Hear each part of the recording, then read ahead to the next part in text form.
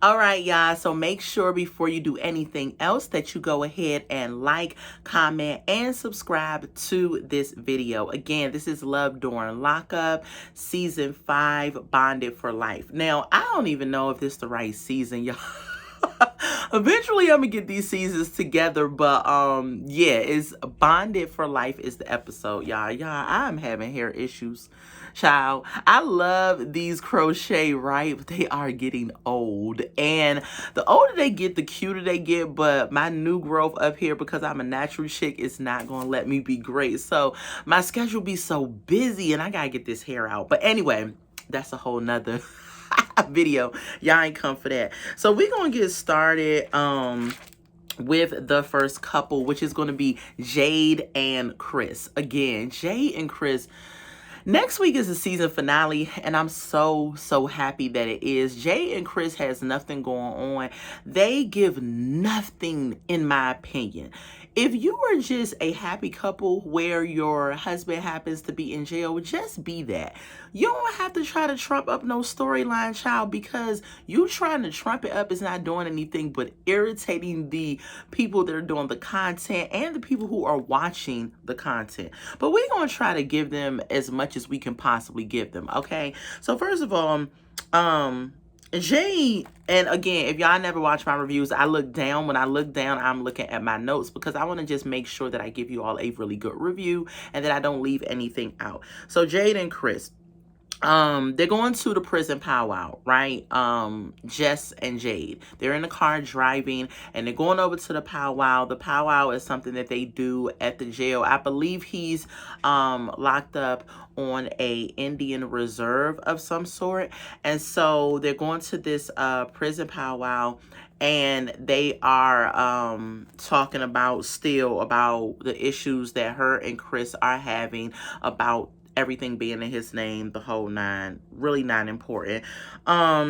Jay did not wear any Native American apparel, which I appreciate her for not doing that. I felt like it was just, she shouldn't do it, you know. And I guess she heard me because she was like, girl, I'm just going to dress in whatever brand of clothes that I have. And so she didn't do that. Jess gets on my nerves. As y'all already know, I am not a fan of Jess. I feel like she's a spoiled brat. On the way while they were driving, Jay had to tell her, be on your best behavior. First of all, this is a grown woman. I believe when we first opened up on the season, she was celebrating like her 30th or 31st birthday or something. But you can tell she's a spoiled brat. Her dad had to tell her to be on her best behavior when she said she was going with Jade to see Chris. Everybody always has to tell her, be on your best behavior as a grown adult. So she gets on my nerves, and she don't know how to act. I don't even know why she's on this show with them. One thing that stood out to me was after the powwow, Jade is like, oh, let's go around to the place where I see Chris at, to say goodbye to him and everything. And I'm thinking, see him at, where you going? So girl, she drives around to a window where he is sitting in the window with the window open. Now, I don't know what type of prison this is. Maybe it's a small prison. Maybe because it's on the Indian Reserve or whatever it is, that they let them just freely open windows and yell out the window. But I'm just like, what kind of jail is this? A prison is this where you can just open a window, sit out and catch a breeze and talk to somebody on the street? I just don't understand. And it was actually in a community of some sort, I guess. And so I'm just trying to figure out what type of prison this is. So it caught me off guard. I was just like, okay, he's hanging out the window, giving shout outs and talking to Jess and Jade and all of that. But anyway, that's really all that happened with them. It's nothing major at all. I'm so ready for life during lockup. I mean, life after lockup, because life during lockup, it did not give anything to me. All of these, it didn't give nothing. It didn't give nothing. Andy and Brittany is the next couple. So, oh, I'm sorry, I thought I heard something. So, Andy and Brittany. Andy opens up and he is FaceTiming Brittany on the phone in this puff powder pink shirt that's just really ugly, makes him look like a marshmallow man, and I didn't like it. So he opens, he's in the car and he's FaceTiming her and he's like, hey, how you doing? Whatever, whatever. And she's about to get out in 3 days. And so Andy is saying, well, I guess she's when she gets out, her son is having a birthday party. Again, she's using Andy again, asking him to get a birthday cake and all this stuff for the party. And I'm just like so annoyed because I do not like when parents do not put all their energy into their own children. So we have heard from Andy's daughter, but then you go and you make a cake and facilitate this kind of birthday party for her son. I just think that's really weird. Granted, his daughters are older, but at the same time, Andy, you didn't put that same energy into your kids, I'm thinking. So that's what they said. And I'm just kind of just annoyed by the fact that he did not do that. And I thought that was really lame of him. But at the same time, Brittany is using him because she needs him. She don't want to be with this man. And further, as we get into, I think they're going to be in Life After Lockup, and you will see that she didn't really want to be with him anyway. But we'll get into that because I'm going to review that season as well. So anyway, Brittany is telling him that she needs stuff when she gets out. He's like, well, what do you need? What kind of clothes? And she's telling him a list of stuff that she needs. And Andy, old creepy, nasty self, talking about so what about later on in the night? Do you need anything specific for that? And she's just thinking, no, don't need no facial cream. Don't need no foot cream. I'm good. This Negro gonna say, oh, what about lingerie? I was like, ugh. He is so cringy. It's just, oh. She laughed and she did what I did. I was like, good. But she laughed. She was like, child, no, I don't need no lingerie.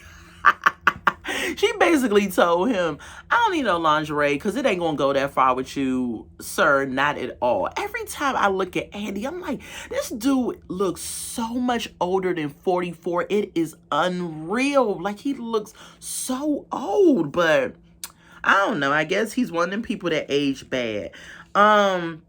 When he gets to the store, he is there with his friend JR. JR. You remember we met JR early on in the season. He is one of Andy's friend who is a cop as well. And he's there with him shopping at the little store. And he's like, you know, met Brittany over FaceTime. He's asking her a couple of questions and everything. And Brittany's like, oh my God, I'm talking to 2 cops and blah, blah, blah. And she's just like, that's weird. And they get off the phone with Brittany, and then JR is just like, how much do you think this is going to cost? And Andy is like, oh, about $100. He ain't spend no money on her for real at all. But the thing that annoyed me the most was that Andy has the nerve to have what he calls a Brittany fund. He says every time he gets paid, he puts money in the Brittany fund. And the Brittany fund is for when she comes out, just to help her get on her feet, get established and everything. And I'm just like, every time he does something for this woman, for her children, I'm thinking to myself, dang, man, did you put that same energy into your children? I'm just saying. And that kind of annoyed me a little bit with him. So I was just kind of taken aback by the fact that she has a whole fund for her when she gets out. Yeah, I lost my page. My bad. I'm sorry. Okay. So, Andy puts money in a little fund for her so she can have it when she gets out. And, what else? That's basically it with them. They ain't really have nothing either. Let me see. Yeah, that was it. They didn't really have nothing either going on. I'm telling you, this episode was not giving nothing. So I'm going to try to give y'all the best that I got. Really, am I Anita Baker? Voice or song, shout out to her. But yeah, they didn't really do anything. He was just buying her clothes, waiting for her to get out, and we'll see how that unfolds. The next couple is going to be Brittany and Key Rocks. Brittany is on her way to the store. You know, last week Key Rocks had surprised over $300. So she said, I'm going to go shop and go to this little cute little store, maybe get some knickknacks and stuff for her house. She said she's going to invite EB. She's inviting EB because she's saying that she wants to get to know her, bring her with her, and see if they can build a rapport because she's Key Rock's friend. EB is annoying. I don't like EB. EB might be more annoying than Jess. I can't stand EB because EB is very judgmental of Brittany. And it's like she's fishing for things. And it's like you ain't got nothing, but you just want to be on this show so bad that you are fishing for things and making yourself look bad. You were definitely hated by a lot of reviewers that review this particular show. So anyway, she gets to the little shop. She sees EB. She gives her a hug. And she tells her, you know, weren't you locked up with Carla? Because she's going to ask her about the fight. On the way going, Brittany is like, it was a fight at the jail where Key Rocks is at. And she's like, maybe EB knows about the fight. So she gets there. She asks her about the fight. She says, weren't you locked up with Carla? And she says, yes, I was locked up with her. And she's like, well, Carla called me and told me about this fight that Key Rocks was in. And EB says that, and she said that Key Rocks is denying the fight. Do you know what happened? Immediately, EB jumps to Key Rock's defense, of course, and says, listen, Carla likes to fabricate things, make up stuff. She's not always on the up and up. And so then Brittany is like, why would she do that? Why would she do anything like that? And of course, EB is like, some people just do stuff like that. Making excuses basically for Key Rocks again. Again, like I said last episode, I believe that Key Rocks actually was in a fight in the jail. He just, for some reason, does not want to reveal this information to Brittany. So they're walking in the store, and then EB says that he don't trust her. He's asking Brittany, you know, you got to be 100 with me, like he's doing the other episodes. He was like, he lives down the street from her, and he sits, or she sits. Child, I'm confused when I deal with EB, but I'm just gonna call it as I see it. And because EB said he was locked up, she was locked up with Carla, then of course she was in a female prison, so I'm gonna call her she until she comes out and says that I'm not a she, I'm actually a he. So we just gonna keep on with the she. And if anyone get offended, I apologize. I call it as I see it. She is a woman. So EB says that she sits down the street from the house of Brittany's house, and she sees things. She sees Brittany going forward. And I don't know if she's outside of Brittany's house or outside of the house that Brittany used to stay with her friend. Because Brittany says, EB asks Brittany, who do you know in Alexandria? Who you staying with in Alexandria? And for y'all who don't know, it's Alexandria, Virginia. And Brittany says, I used to stay with my friend Shayla. You know, we saw Shayla early in the episodes. And Evie is like, no, it's somebody else. You're keeping stuff from me. And Brittany is like, you're getting on my nerves. What are you talking about? You're pissing me off. And she's just like, well, it's a dude that I've seen. And well, he didn't tell this to her, but he was like, you're not being straight up and honest with me. So you're cheating on Key Rocks or whatever, blah, blah, blah. So Brittany goes, and she just walks away. She's crying. She's upset. She comes back and she tells EB, you're judging me. My family judged me. A lot of people judge me. I've been sleeping outside the whole night. And then I come to a person that will not judge me. And then his friends and family starts judging me. And I'm a good woman. And she's crying and everything like that. Again, I would say this, Brittany, get away from this whole scenario. This situation is going to give you a mental and physical breakdown. You do not need to explain anything to this creature from the Black Lagoon. You don't need to tell him anything or her anything. You are dating Key Rocks. That's the only thing that matters. Brittany says in her confessional, EB is referring to a time when she first got out of jail and she was in a relationship. Her and Key Rocks was broken up and she was with a new person. So EB is going all the way back, which makes me feel like this individual just wants to be on TV. Why are you bringing up old stuff? Brittany also said Key Rocks knows about this situation. So what is she talking about? she just wants to be relevant. She just wants to be on screen. I do not know why, but ma'am, you were on screen in a bad, bad light because nobody sees it for you. Nobody sees it for you. What else happened with them? That was basically it. Brittany says that when Keyron gets out, they will talk about this situation. I guess he's about to get out. But she says they'll talk about the situation because she don't understand why EB is following her, questioning her, and treating her like she's done something wrong. And in my opinion, she's done nothing wrong. EB does not have a job or nothing. She talks about she just sits outside and watches. She follows and all this stuff. And even Brittany said that's kind of stalkerish. And it is. If Brittany wanted to go and get a restraining order against EB, she would be well within her rights. And then, Brittany, you come across my video, that's probably what you need to do. Because EB is at this point becoming a stalker and just doing the most for no reason. The next couple, we're moving on. The next couple is Letitia and Keith. This bird. I told y'all last review, Letitia is not one of my favorite people on this show, okay? She is a bird, okay? She is very materialistic, and she thinks for some reason that she is up here and tries to put everybody else down here. And I'm like, ma'am, you ain't nothing.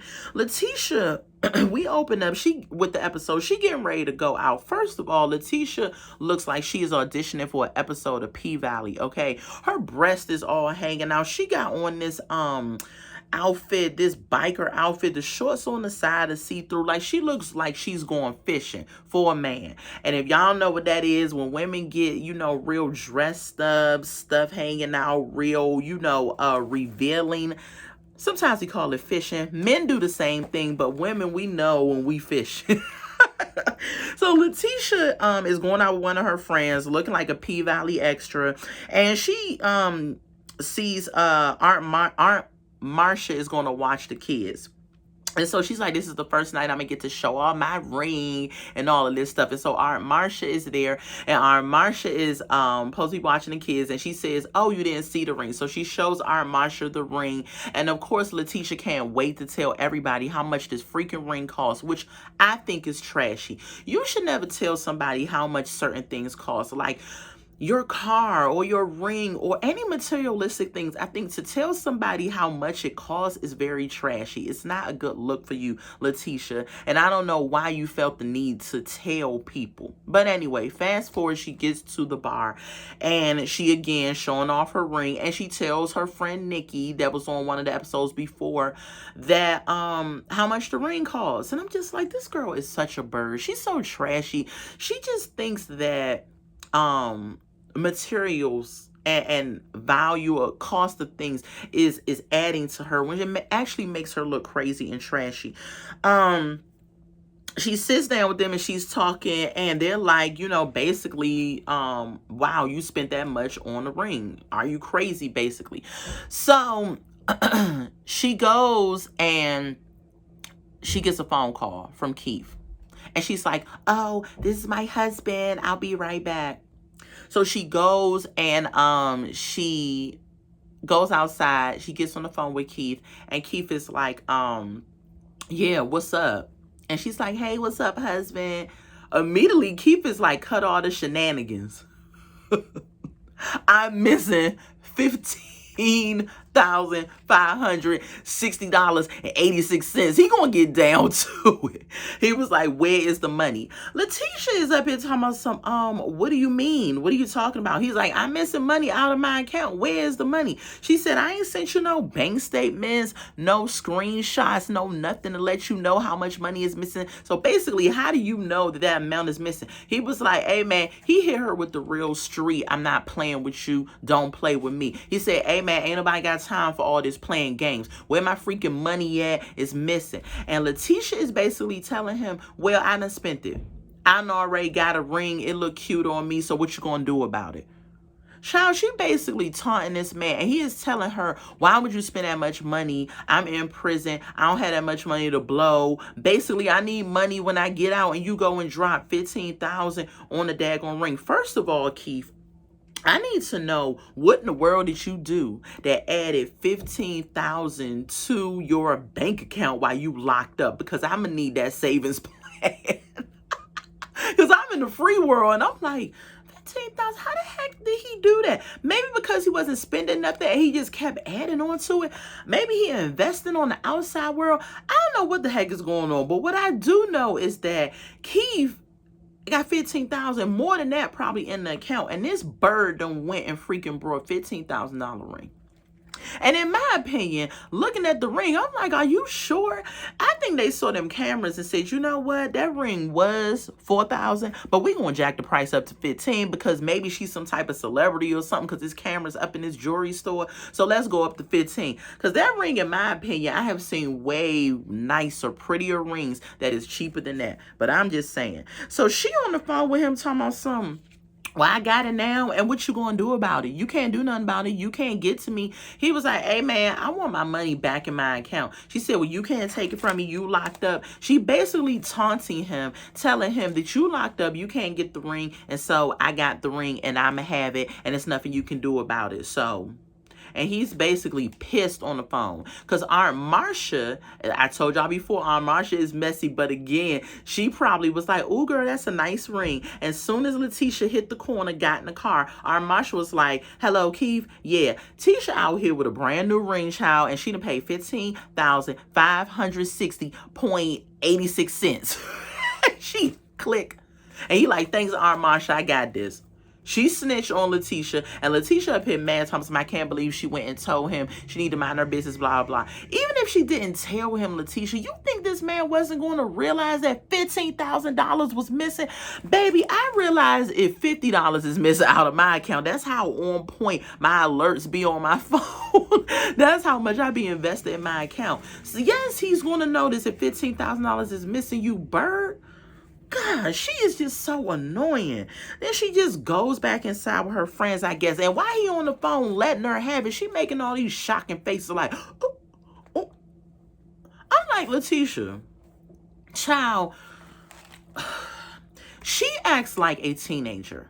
I don't know if she did not enjoy her teenage years because she had other responsibilities. I don't know what was up with this chick, but she does not act like a full-fledged adult. She's just annoying to me. But anyway, that's all that happened with her. Moving on to Savannah and Jake, which is going to be the last couple, y'all. This review ain't long at all because when I tell you this did not give too much of anything, and when I mean anything, I mean anything. Hopefully the season finale will be better, and hopefully I will be able to give y'all that zest that y'all come to see when y'all watch my videos, which I absolutely love. Thank you so much. But I just got to give you what they gave me, and they ain't give me much of nothing. So, and I'm coming off a busy weekend, y'all, so I'm trying to pull it together and get this out. So anyway, the last couple we gonna get to is Savannah and Jake. I think Savannah has mental issues.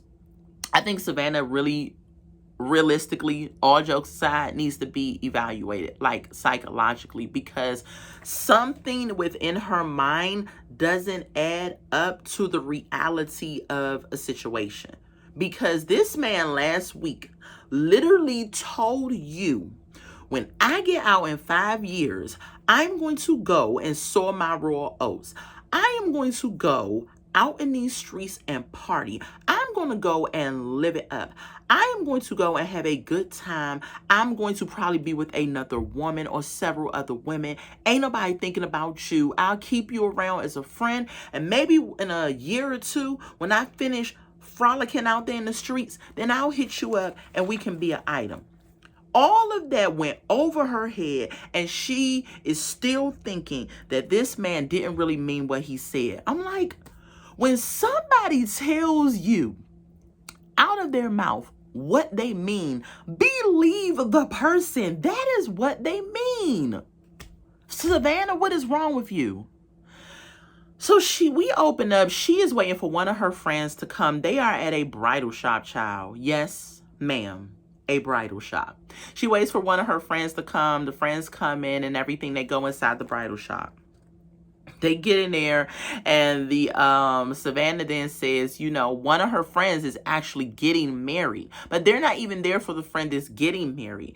They are there for Savannah. She shows her friends that the bridesmaids' dresses are over here, and she says, while we're here, she reveals to the friend that she's going to this hair, that she's going to try on a dress, and the friends are looking like, you're going to try on a bridal dress? Wait, what we miss? The friends is so confused. Now, you remember she talked to one of the friends last week when Jake was telling her what it was. And that friend did not give her the skinny and tell her that you might need to pump your brakes. Then fast forward this week, she brings in another friend. That friend didn't tell her she's crazy either. Her friends are not real friends, because my friends would have pulled me to the side and said, Tasha, this man ain't asked you to marry him yet. He basically told you he ain't going to be with you when he get out. What are we doing at a bridal shop, girl? Let's go and go to Applebee's and get some appetizers, because this is not what you need to be doing. My friends would have gave it to me. Her friends ain't no real friends. She talking about some they're down for whatever, no matter how crazy the idea is. Wouldn't be me.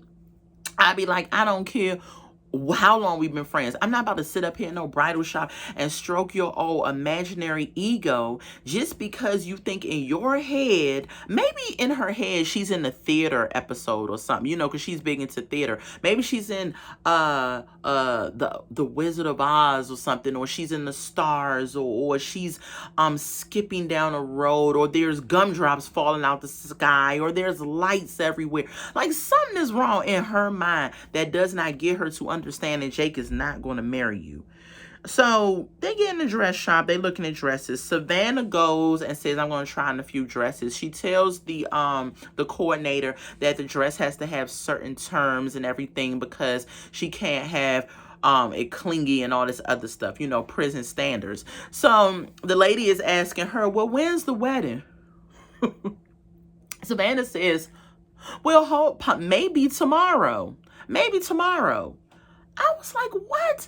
Y'all, get this. Savannah says that I don't care what Jake says. I'm about to go try on these dresses, and tomorrow I'm going to show up at the jail, and I'm going to make him marry me. Y'all heard it right. She said, I'm buying these dresses, and I'm going to show up at the jail, and I'm going to make Jake marry me. I said, this girl is on drugs. She is psychologically, something is wrong. Get Savannah a therapist. Girl, and not only that, all the dresses she tried on was butt ugly. Oh, every last one of them. Didn't fit her shape or nothing. And the one that she claims that she wants to go with is the ugliest one of them all. It ain't have nothing. It was plain Jane. It looked like she's about to go milk a cow. It was horrible. She looked horrible. She looked crazy. We cut up to confessionals with her friends, and her friends is like, we don't know why she's doing this. This seems a little, over the top, overzealous. Why is she getting with this dude? Blah, blah, blah. Why y'all not telling this to y'all friend? Why y'all in a confessional letting this girl be on screen making a fool of herself? Because when she gets to that jail next week, child, the season finale better give me everything. Because this episode was so dry and dull. They needed to put some daggone water on it, okay? So the season finale better give me everything. Because let me tell you something, baby. Dag on, her friends is up here not real friends. They not going to tell her, girl, don't show up at that jail. That dude is going to embarrass you. What kind of friends would want you to embarrass yourself? But they probably feel like off screen, they may have told Savannah this is crazy. But Savannah, again, in her mind, is living in some type of fairy tale world, child, and she is not listening to nobody. What else? Girl, that was it.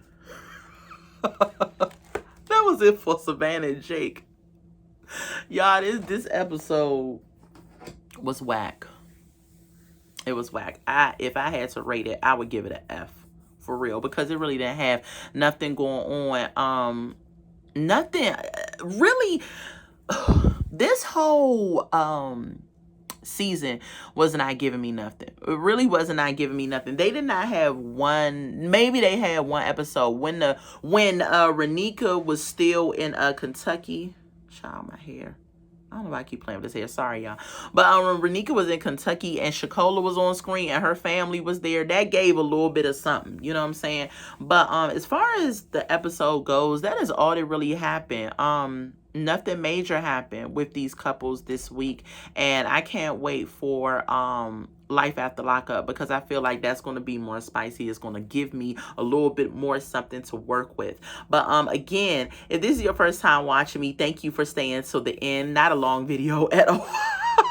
I didn't have much to go on, but go ahead and like, comment, and subscribe to my channel. We have a good time over here. And for all of my new subscribers, thank you all so much for subscribing to my channel. Again, I want to say rest in peace to Asonta. And I will see y'all next week for another Love During Lockup review, and that is going to be the season finale. Thank God.